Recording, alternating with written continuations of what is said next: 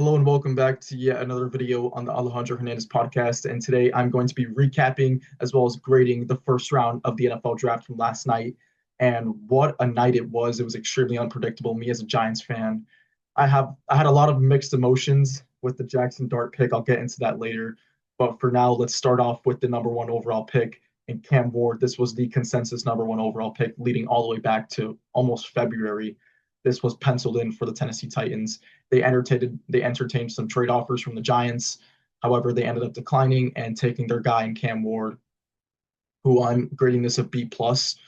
The reason it's not an A is because I believe there have been better overall QB1 prospects in previous drafts, but I believe Cam Ward has the ability to turn around this Titans franchise, and I believe the Titans believe it as well. That's why they selected Cam Ward with confidence here at number one overall. And I immediately have him as the second best quarterback in his division behind CJ Stroud. I have him ahead of Trevor Lawrence and Anthony Richardson just due to the fact that Trevor Lawrence has suffered a lot of injuries. He has a lot of injury baggage heading into this season. And I believe Cam Ward is just overall more talented than Trevor Lawrence.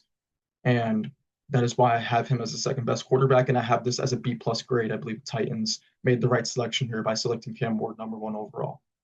Now, with the Jaguars and Browns trade, this was very interesting. I actually believe both sides benefited from this trade. The Browns benefited in trading down and getting a lot of draft capital in return, a second and a fourth that they'll use to probably either trade up or just select players with those picks. The Browns have a lot of holes in their roster, and Travis Hunter doesn't fill all of those holes, which is why I agree with them trading down. Now, Jacksonville aggressively trading up. I love this for the Jacksonville Jaguars. They now pair up Brian Thomas Jr. and Travis Hunter on offense, and they will be using him on both sides of the ball, and he will be a great defensive back as well. And Liam Cohen already establishing a tone of aggressiveness since he's come into Jacksonville. I believe he wants to win now, and he gets an unbelievable playmaker in Travis Hunter to employ in his offense. And I believe Jacksonville, I grade this an A. Jacksonville, I believe, made the right move. They were aggressive, and I believe they are going to get all of Travis Hunter on both sides of the ball. This is an excellent pick. I graded it an A. Now with the Giants at three, I had Travis Hunter mocked to the Giants in my mock draft, and Abdul Carter mocked at two. The Giants had Abdul Carter fall into their lap at three. You have to take him. I believe he is the best player overall in this draft, and they get him at three. And they now pair him up with Kayvon Thibodeaux, Brian Burns, and Dexter Lawrence, and Chauncey Golston on the defensive line. Immediately on paper, the Giants become the best defensive line in football with Abdul Carter. He is very similar to Micah Parsons in the sense that he's extremely versatile in the defensive line. He can line up pretty much everywhere as a sub linebacker blitzing, as an edge rusher. He's going to be absolutely incredible on this Giants defensive line. They have so many guys that an offense has to worry about now. And man, he is going to be something special. He comes in with that gritty attitude. He is going to probably have a 10 sack plus season his rookie year. And the Giants now have so many rotational pass rushers. And it was rumored that the Giants were going to end up trading Kayvon Thibodeaux. However, as soon as they made this Abdul Carter pick, they picked up his fifth year option. This is an A grade. This deserves an A grade.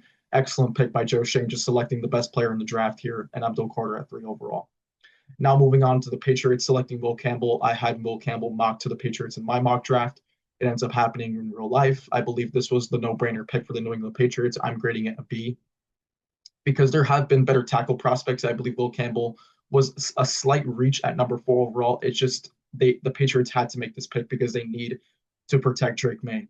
However, if Travis Hunter or Abdul Carter had fallen to them at four, I believe they take one of those two players. However, they did not, which means that Will Campbell was the most obvious selection here. And I'm grading it a B as he is now going to be the Patriots franchise left tackle. Now moving on to Mason Graham at five. I had the Jaguars selecting Mason Graham at five. So overall, his pick number stayed the same. The team that selected him did not, as the Browns traded down. However, I believe this is an excellent pick for the Cleveland Browns. They traded down. Instead of selecting Abdul Carter at two, they trade down and get another generational interior defensive lineman in Mason Graham. They elect from not having an edge alongside Myles Garrett, but instead having an interior guy alongside Myles Garrett. And he is an excellent, excellent player. He's a blue chip player in this class, probably top three best available players out of the entire class. And the Browns get him at number five overall. This is an excellent pick. They get Mason Graham plus additional picks in the mid rounds. I'm grading this an A for the Cleveland Browns. Now moving on to Ashton Jeanty at 6. He is the most talented offensive player in this class, apart from Travis Hunter. The Raiders have him fall into their lap at number 6 overall. The Raiders had by far the worst running back room in the NFL in 2024. That now gets flipped on its head as they probably now have a top 5, top 10 back in the NFL in Ashton Jeanty. He took on a significant workload at Boise State, getting 25, 30 plus touches a game. I believe it's going to translate to the NFL. The Raiders, with Pete Carroll, want to run the ball. They will bell cow him, and he's going to have an excellent rookie season. I grade this an A for the Las Vegas Raiders. This is an excellent selection. Ashton Jeanty will be a star in Las Vegas. Now, for number 7, I had Armand Membou mocked to the Jets. They end up selecting him in real life. This was a no-brainer pick for the New York Jets. He's an immediate plug-and-play starter at right tackle after they lost Morgan Moses. They replaced him with a young, extremely athletic tackle in Armand Membou. And they now have Ola Fashanu, Armand Membou, John Simpson, and Elijah Vera Tucker. That's 4 incredibly young and talented offensive linemen.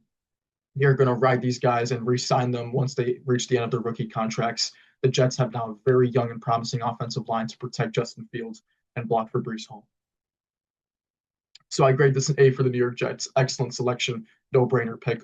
Well done on them not reaching for a guy like Tyler Warren or another receiver to pair up with Garrett Wilson. They end up taking offensive line and Armand Membou. Now with the Panthers at 8, this pick was probably the first surprise of the draft, and the Panthers selecting Ted McMillan.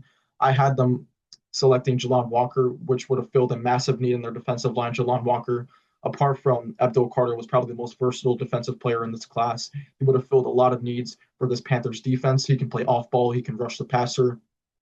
He can stop the run. He would have been an excellent pick here for the Panthers. However, they elect to go offense and give Bryce Young a weapon, which I do not hate. I grade this a B for the Carolina Panthers. Ted McMillan is easily going to slot in as the team's number 1 option at wide receiver. He reminds me a lot of Drake London, who is on the Atlanta Falcons in terms of a big-bodied receiver who's great at route running, has decent speed. And Bryce Young now finally gets his guy. He had put in a word. It was revealed after the draft that Bryce Young put in a word in the front office that he wanted Ted McMillan, and the front office granted him that wish by selecting Ted McMillan with the 8th overall selection. He will be the best receiver from this draft class. Now, moving on to the Saints at 9, they go ahead and select Kelvin Banks. And honestly, I thought this was going to be Shedeur's pick right here. I thought Shedeur was going to go number 9 to the Saints, given how everything played out. In my mock draft, I had Shedeur going to the Raiders, but that was prior to them trading for Geno Smith. And that obviously got all screwed up when they trade for Geno Smith and re-signed him to an extension. And in this case, the Saints was probably the next available team that needed a quarterback. They end up going tackle, which I believe was a very smart decision. I'm grading this a B+. Kelvin Banks to the New Orleans Saints. He has all pro caliber potential at the left tackle position. He was excellent in college. And I believe that will easily translate to the NFL. And excellent pick here by the Saints. I'm grading it a B+. They addressed their offensive line, which is very weak at the moment. Now with the Bears at 10, this was definitely the most shocking pick out of the top 10. Colston Loveland goes to the Bears at 10. I'm grading this a B. I believe Colston Loveland, it honestly varied between who teams had higher on their draft board than Tyler Warren and Colston Loveland. I believe they were 1A and 1B at the tight end position in this draft class. You couldn't really go wrong by selecting either player. Colston Loveland is extremely talented. The player comp for him was Tyler Eifert on the NFL Draft live television show. They comped him to Tyler Eifert, and I believe that's a fair assessment. He has a huge catch radius, excellent route runner, fast. He has all the tools that a guy like Travis Kelce and Rob Gronkowski possess in terms of as a pass-catching tight end, even George Kittle. And he's an excellent blocker as well. And I believe the Saints are definitely getting their bang. Not the Saints, the Bears are getting their bang for their buck here with Colston Loveland, and they get another weapon alongside DJ Moore and Rome Odunze in the receiving core.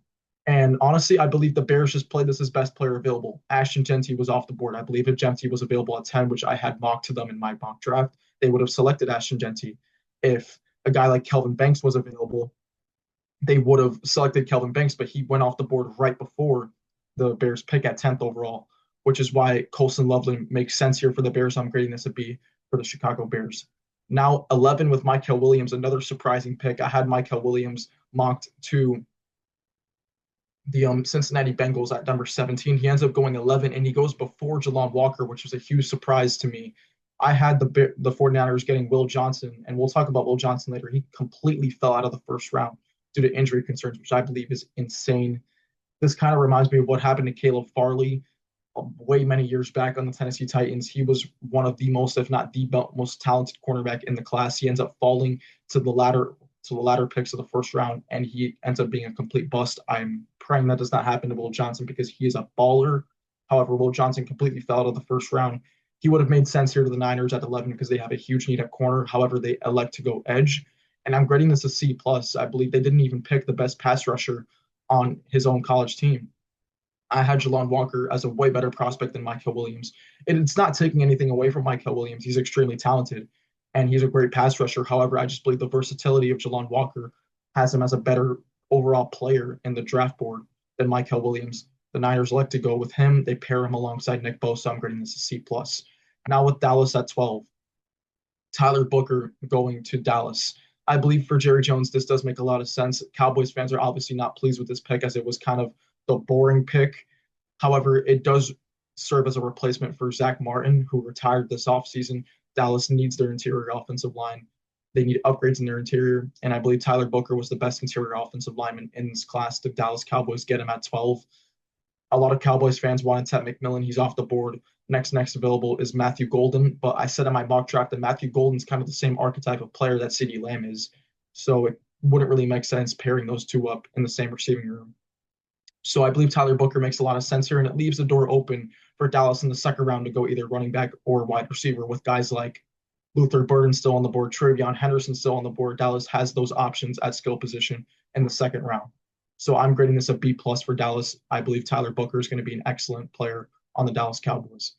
Now with the Dolphins at 13 and Kenneth Grant, I'm grading this an A. Kenneth Grant is an absolute monster on the defensive line. He will be an immediate plug and play starter for the Miami Dolphins. They now have guys like Chop Robinson, Bradley Chubb, and Jalen Phillips. Bradley Chubb and Jalen Phillips have a lot of injury concerns, but they have a promising guy entering his second year in Chop Robinson. And on their interior, they have Zach Zeiler, and they have now Kenneth Grant in their interior defensive line, which honestly is an excellent pick for the Miami Dolphins. They obviously assumed that Kenneth Grant was the best player available on their defense right now. They didn't need edge, they needed an interior. They addressed that with Kenneth Grant.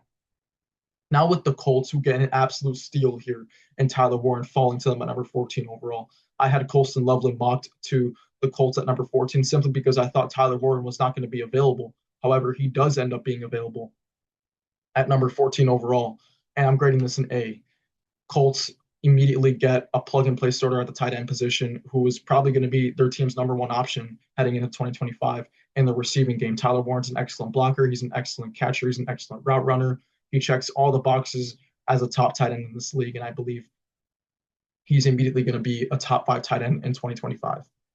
Now with the Falcons at 15, I'm grading Jalon Walker as an A. I believe the Falcons got an absolute steal here at number 15. He is one of the most versatile defensive players in this class, like I've mentioned previously. And the Falcons end up getting him falling into their lap at 15 overall. This was a no-brainer selection for the Atlanta Falcons, who desperately needed edge rush. They addressed that in Jalon Walker. I'm grading this an A for the Atlanta Falcons. Now with the Cardinals at 16, I had them selecting Gray Zabel. They elect to go interior. I had them selecting Gray Zabel in my mock draft. However, they end up going interior defensive line instead of interior offensive line. They missed out on Milton Williams in free agency, which is why Walter Nolan here at 16 makes a lot of sense for the Arizona Cardinals. And I'm grading this pick a B plus in Walter Nolan. He is the next best available interior D lineman as Kenneth Grant was off the board. They end up getting Walter Nolan. Now with the Bengals at 17 and Shamar Stewart, I'm grading this a C plus. I believe Shamar Stewart's probably the most raw prospect out of all the edge rushers available. They had guys like Donovan Ezra-Rookie available. They had guys like Mike Green available that they could have taken. However, they took Shamar Stewart, who flew up draft boards due to his combine and Senior Bowl performance.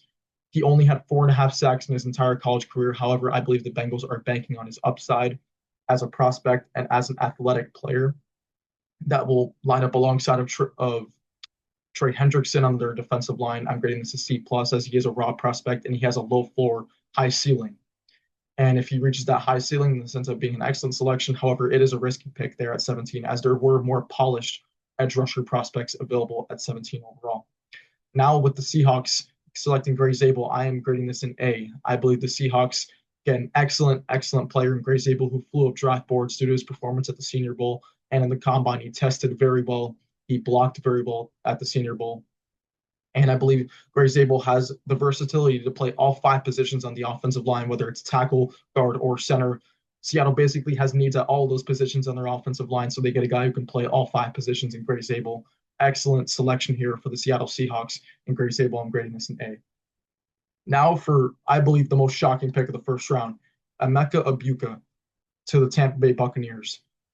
I didn't even have Emeka Egbuka going in the first round. However, he ended up flying up draft boards due to his leadership. He was one of the best leaders on any team on all of college football. He has great character guy to have in your locker room. This grade that I'm going to give, which is going to be a C, has nothing to do with Emeka Egbuka as a player. It just didn't make sense for the Bucs to select him due to just the talent they already have at receiver and the moves they made in the offseason. They have Mike Evans, who's obviously a first ballot Hall of Famer, who will end up being a first ballot Hall of Famer. On top of that, you re-signed Chris Godwin to a 3-year contract in free agency. If you were planning on taking Emeka Egbuka in the first round, who kind of has the same archetype as Chris Godwin, why are you re-signing Chris Godwin? And then as your third receiver, you had a breakout rookie in Jalen McMillan last year. So you already have 3 stud wide receivers on your roster. Why do you need a fourth? I had Jihad Campbell knocked to them at number 19 overall. It made the most sense since they needed an eventual replacement for Lavonte David. They still need that, yet they elect not to take Jihad Campbell. They select a 4th wide receiver. And I don't know how that's going to play out in their offense. They cannot line up 4 wide receivers in every down. However, they get another weapon on their offense, which I do not think they needed. Their offense was already great. They needed help on their defense, and they elect to select Emeka Egbuka when there were so many talented defensive players left on the board. And I'm grading it a C. And it has nothing to do with Emeka Egbuka as a prospect, I believe. He was an excellent prospect coming out of this draft, and he is the second receiver taken, which is pretty shocking to me. I had Matthew Golden as the second receiver off the board in my mock. However, that's the way it played out. I don't agree with the decision for the Bucs, and I'm grading it a C. Now for the Broncos at 20, they end up going Jahdae Barron, who is probably going to wind up as the best corner in this draft due to Will Johnson's injury concerns. Jahdae Barron, the Broncos strengthen a strength in their defense. They made so many additions in free agency to their defense, bringing in guys like Taoloa Hufanga, Dre Greenlaw, and now they bring in the best slot corner in this draft in Jahdae Barron. He's an excellent tackler. He's an excellent cover guy in the slot. And they pair him up in the secondary with Hufanga and Pat Surtain, the defensive player of the year. What a pick here for the Broncos as Jahdae Barron. Probably didn't even expect him to fall into their lap at 20. They did, and they selected him. I had Matthew Golden going to the Broncos as I thought they needed more talent on offense. However, it is on the board that Luther Burden possibly falls to them in the second round, or a running back like Travion Henderson, Quinshon Judkins, guys like that fall to them in the second. So I believe the Broncos will go offense in the second round. However, they get possibly the best defensive player available on the board at 20. So an excellent pick for the Broncos here. I have this graded as an A. Now moving on to the Steelers. My God, I was thinking to myself out loud, this is where Shedeur goes. It has to be. He's fallen into the Steelers' lap. I probably thought that the Steelers were planning on trading up for Shedeur. They didn't even need to. He fell into their lap at 21. They do not select him. They go Derek Harmon, defensive tackle out of Oregon. Obviously, it fills a need for them on their defensive line. They needed a guy like Derek Harmon who will eventually replace Cameron Hayward. However, I was shocked. I was shocked that this was not Shedeur Sanders' landing spot. I had penciled it in right when the pick was in for the Steelers. This is Shedeur Sanders, and it wasn't, which was shocking. And Derek Harmon, I'm grading it a B. He fills a massive need in their defensive line. I just thought they had an even bigger need at quarterback. They elect not to take Shedeur, which was shocking. Now with the Chargers at 22, selecting Omarion Hampton. I had this as a C+. All the interior D linemen that the Chargers probably wanted, Walter Nolan, Kenneth Grant, Derek Harmon went right before them. That's 3 of the best interior D linemen in this class, all off the board. Then I probably, at the time, I had assumed they would have selected Donovan Jackson since they needed help in their interior. They did not. They elect to go Omarion Hampton. But it doesn't really make sense to me, as I think him and J.K. Dobbins kind of had the same archetype of player, but they don't elect to bring back J.K. Dobbins, which was surprising. They elect to select a running back in the first round in Omarion Hampton. It's not taking away anything from Hampton as a prospect. I believe he is one of the best running backs in this draft. However, I just think the value that the Chargers are getting here at 22, they could have selected another position of need instead of having to go running back in the first round. They end up going Hampton. He's going to be their RB1. and I don't see him having that much success in year one just due to the lack of interior offensive line he's going to have in the Chargers, who are very weak at that position. They're great at tackle, weak in the interior. I would have much rather them select Donovan Jackson. However, they elect to go running back into Maureen Hampton. I'm grading this a C plus for the Chargers. Now with the Packers at 23, I criticized the Packers in my NFL free agency grade video, the biggest winners and losers, because they did not address the wide receiver position in free agency. They didn't trade for one. They didn't sign one. Now, in the first round, they finally select a wide receiver in the first round. I believe it was the first time since like 2003 that the Packers have selected a first round receiver, and they end up doing that here with Matthew Golden at 23. I'm grading this a B plus. Matthew Golden, I believe he's better served as a number 2 option in an offense, not a number 1. However, I still believe he will be productive in his rookie year. Good on the Packers, man, for finally selecting a receiver, finally giving Jordan Love a viable weapon in the offense. And he gets that now with Matthew Golden. He's going to be an excellent player in Green Bay's offense. However, I don't think he's great enough. Like, he's not a prospect like Malik Nabers who can immediately step in and be a team's number 1 option. He's more of a 2 in my opinion.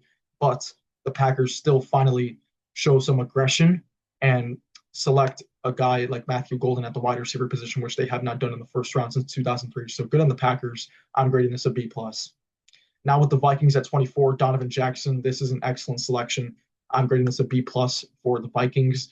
They brought in Will Fries. They brought in Ryan Kelly. So they had 4 out of 5 positions filled in their offensive line. They needed one more at guard. They now addressed that with Donovan Jackson. Excellent selection. He's a great run blocker. He showed some ability to play tackle. So if they do have injuries at the tackle position like they did last year with Christian Darrisaw, they can plug in Donovan Jackson at tackle. However, he is best suited as a guard, and he fills a massive position of need for the Vikings. And they now have 5 viable starters on their offensive line. They have Justin Jefferson, have Jordan Addison, have TJ Hawkinson, have Aaron Jones. All of the pieces are intact for JJ McCarthy to now be successful. Well done on the Vikings general manager. He has knocked this offseason out of the park.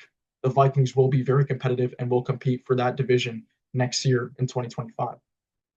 Now, probably for what everyone watching this video has all been waiting for, my thoughts on the Jackson Dart pick. Honestly, when Roger Goodell announced the selection, I wanted to strangle myself, if I'm being completely honest. I did not want Jackson Dart. However, I slept on it. I woke up this morning and I was like, you know what?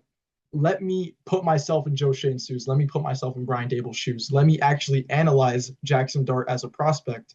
Well, what boxes were the Giants looking to check? Athleticism, Jackson Dart checks it off. He's a mobile quarterback. Arm strength, he checks it off. He has a big arm. Decision-making is kind of wonky. However, I believe decision-making can be coached out of him. He had that meltdown against Florida. He had a bad game against LSU. However, people will not mention the Georgia game that he had where he beat Georgia and made excellent throws against Georgia this past season. Now, him compared to Shedeur Sanders, I forgot the last box to check. The last box to check was just overall swagginess and just aura, if I'm being honest. Jackson Dart has that. He has that confidence. He plays with confidence. And that was something that the Giants lacked with Daniel Jones. Daniel Jones completely lost his confidence as a passer, and it just killed him. It killed him, and they had to move on because it was really, really hard to watch as a Giants fan. Just Daniel Jones hitching. He would hitch. He would see Malik Nabers open downfield and hitch. He would underthrow deep balls time and time again. Jackson Dart plays with confidence, and his confidence does not wear. Daniel Jones' confidence did wear. As Daniel Jones would take hits, he would be scared to get rid of the football, and he would be a deer in headlights in the pocket. I do not believe Jackson Dart is a deer in headlights. I believe he is a gunslinger, and his confidence will never waver, no matter how much he is struggling. Now let's compare Jackson Dart to Shedeur Sanders as a prospect. Jackson Dart is more mobile, and on top of that, he played higher level competition. Shedeur Sanders was playing in the Big 12. That's not a very competitive conference. He didn't even win the conference. He lost to teams like BYU, Kansas State, Kansas. He lost to teams like that. Although he had the highest completion percentage in all of college football, I just don't believe that's an accurate representation due to the level of competition he was playing. Jackson Dart played in the SEC. He played against teams like Georgia, played against teams like LSU and UF. He played high-level competition. And I believe that this was the better selection over Shedeur Sanders. Now, looking back at everything in retrospect, I see the vision in the Giants making the selection. Now, people are going to ask, why the hell did we trade up? Why wouldn't we just wait till 34? You look at why, now you ask yourself, why did the Rams trade out of 26 right after the Giants traded up? Maybe the Rams wanted Jackson Dart and the Giants assumed that the Rams wanted Jackson Dart, and that's why they jumped one pick ahead of the Rams to select Jackson Dart. So if the Giants would have waited till 34, Jackson Dart would have been off the board because maybe the Rams select him or the Browns would have selected him before. So I agree with the decision that Joe Schoen made to trade up. And you look at what the Giants gave up. They gave up their second round pick this year, which is only moving up 9 spots, and they gave up 2/3. They gave up nothing. Well, it's not nothing, but they didn't give up a first for what they believe will be their eventual franchise quarterback. And another factor you have to consider here is Jackson Dart is not going to play it down in 2025. He is going to sit the entire season behind Russell Wilson, behind Jameis Winston. He can finally sit down and learn a pro-style offense, which was not implemented in Ole Miss with Lane Kiffin. It was not a pro-style offense. However, he will now have the opportunity to sit behind a Super Bowl champion in Russell Wilson and learn. He does not have to play it down in 2025. And another factor that I believe benefits the Giants is that if they would have waited till the second round and selected Dart, they do not have the option they don't have the fifth-year option. But now that they traded to get him in the first round, they now have the fifth-year option. So instead of it being a 4-year contract, it's a 5-year contract. So it was a roller coaster of emotions for me. When Jackson Dart got announced as the pick, I wanted to strangle myself. However, after a night's reflection, I woke up this morning and I really thought about it. I could see the thought process, I could see the vision, and I honestly think he will be a better player than Shedeur Sanders. And with all of that being said, I'm grading this a B for the New York Giants. I believe Jackson Dart has the pieces in set to be successful. And the Giants as a franchise, I would have rather them wait until next year to select a quarterback. However, I can see the vision that they have for Jackson Dart sitting an entire season and just learning from a Super Bowl champion quarterback like Russell Wilson. He does not have to get thrown into the fire. And I believe this pick will age well. I'm saying it outright. I believe this pick will age well. Now, finally moving on to the Falcons. This was a very aggressive trade up for James Pierce. Super, super aggressive trade up. They already picked Jalon Walker previously at, I believe it was pick 15. Why the hell are you trading back into the first round and giving up next year's first to do it? I believe the Rams got a bargain for this trade up. The Rams now have 2 firsts next year, and the Falcons select James Pierce. And James Pierce is an excellent prospect. However, I don't believe he is worth next year's first round pick to select when you already selected Jalon Walker earlier in the draft. This pick just didn't make sense for the Falcons, and I'm grading it a C+. James Pierce is an excellent prospect. He is not worth a first-round pick next year, which is what the Falcons gave up to get him. Now with the Ravens, this is the most Ravens pick ever in Malachi Starks. I'm grading this a B+. Everyone's going to pull up his film against Alabama and say, oh, he's kind of a shaky prospect. He's not a great tackler, not a great coverage player downfield, but they completely forget about the rest of the season he had. He was excellent in coverage, excellent tackler. He's very versatile. The Ravens are getting an excellent player here in Malachi Starks, and I believe they are the most suited team to maximize his potential, and that's why I'm grading it a B+ as they now pair him up with Kyle Hamilton in the secondary. Now, with the Lions selecting Tyleik Williams at 28 overall, I had Mike Green mock to them. I believe that Tyleik Williams is an instant plug-and-play starter, as they now have some help on their interior defensive line. They struggled to stop the run last year and struggled to get interior pass rush, and they are getting both of those things with Tyleik Williams. I'm grading this a B for the Detroit Lions. Now at 29 with Josh Conerly, this pick was shocking to me. I thought Nick Emmanwori was the selection here that was going to happen for the Washington Commanders. I had mocked Nick Emmanwori to Washington at 29. They ended up going Josh Conerly, which doesn't make much sense since they traded for Laremy Tunsil in the offseason, but they go ahead and select another tackle when they have so many glaring needs in their defense. This pick didn't make much sense to me. I'm grading it a C+. I guess they're picking this with the assumption that he's eventually going to start at tackle. At right tackle, I'd assume, but they just had so many needs in their defense. I'm grading this a C+. Now with the Bills at 30 getting Maxwell Harrison, what a selection here for the Buffalo Bills. I'm grading this an A. Maxwell Harrison ran a 4.29 at the combine, and the Bills got exposed in their secondary in the AFC Championship game against the Chiefs. Guys like Xavier Worthy torched them, and they need help in their secondary. They got rid of Kaiir Elam. They select Maxwell Harrison, and who's an immediate plug-and-play starter on this Bills defense, fills a massive need. An A selection here for the Buffalo Bills. Now for the Philadelphia Eagles, who swap picks with the Chiefs. I said this in my mock draft. The Eagles were gonna get a player they were not supposed to get, and it was James Pierce in my mock draft. They get an even better player in real life in Jihaad Campbell, who somehow fell into their lap at 31. I could not tell you how. The Buccaneers, I thought, should have selected him at 19. No other team thought Jihaad Campbell was worth a selection. Howie Roseman says, you guys are all idiots. I'm going to swap picks with the Chiefs and select Jihaad Campbell here at 31 overall. What a steal for the Philadelphia Eagles.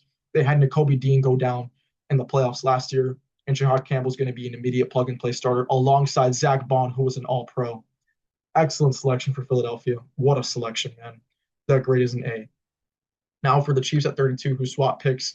They obviously knew that the Eagles did not need a tackle. The Chiefs desperately needed a tackle. They get Josh Simmons, who has all-pro caliber potential at the left tackle position. However, the main concern with him is injuries, but I believe that's what scared teams off. But the Chiefs said, bring him in. We are going to hone him as our left tackle, and we are going to start him as our left tackle. I believe he's going to be an excellent player on the Kansas City Chiefs. Fills a massive need. I'm grading this an A as well, and that is going to be it for this recap and for this grading of the first round of the NFL draft from last night. And I'll see you guys next time for when I will release my NBA first round recap of the playoffs. But until then, I'll see you guys next time.